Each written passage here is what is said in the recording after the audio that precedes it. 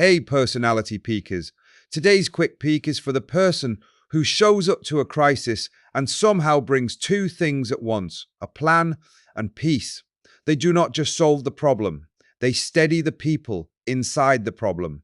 Today's archetype is the feeler.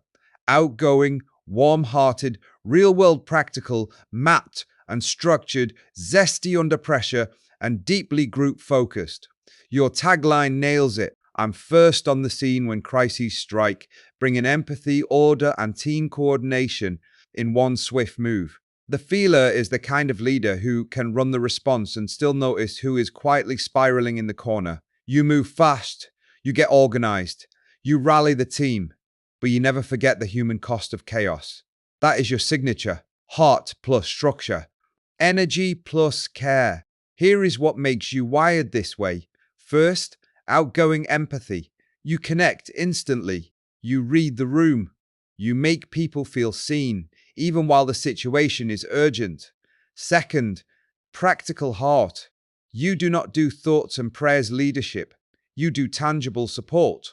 You fix what is fixable, and you protect people while you do it. Third, structured coordination.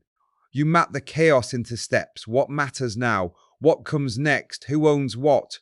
Where is the checkpoint? Fourth, zesty response. Pressure does not flatten you, it sharpens you. You become more present, more energized, more decisive, and the team feeds off that momentum. Fifth, collective emphasis. You do not want one hero. You involve people quickly because cohesion is how you win. Now here is your core insight.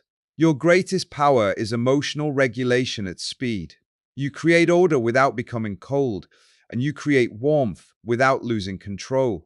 And feelers can fall into three common traps. 1. Emotional overload. When everyone is stressed, you can absorb it like a sponge and carry it home. 2.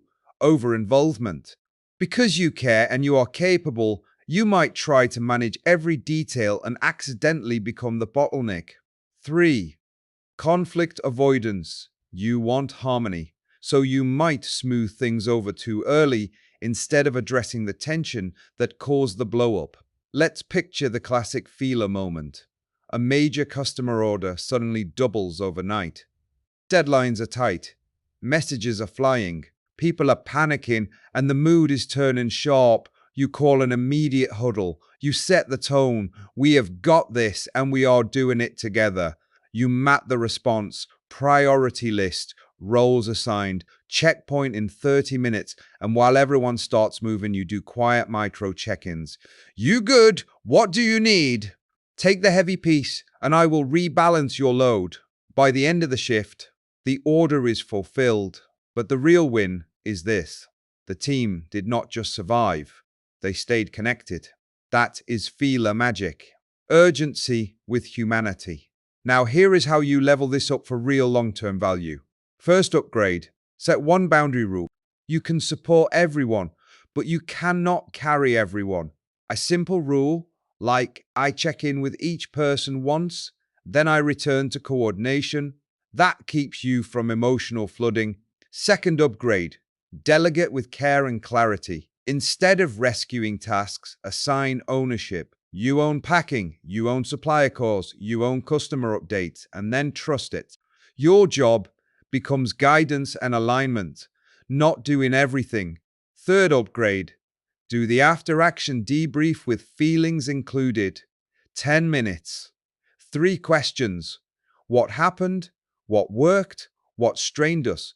Because your leadership is not only about fixing systems, it is about protecting people from repeat damage. Because the truth is this: in fast-paced environments, the best crisis leaders are not just efficient, they are stabilizing. The feeler keeps morale intact while progress stays sharp. You organize the chaos, you energize the team, and you make people feel safe enough to perform. Quick peek question before you go. When a crisis hits, do you instinctively A, focus only on the fix, or B, organize the fix while checking in on how everyone is coping? If it is B, and you feel that pressure spark you into action, you might be a feeler. Curious if this is you?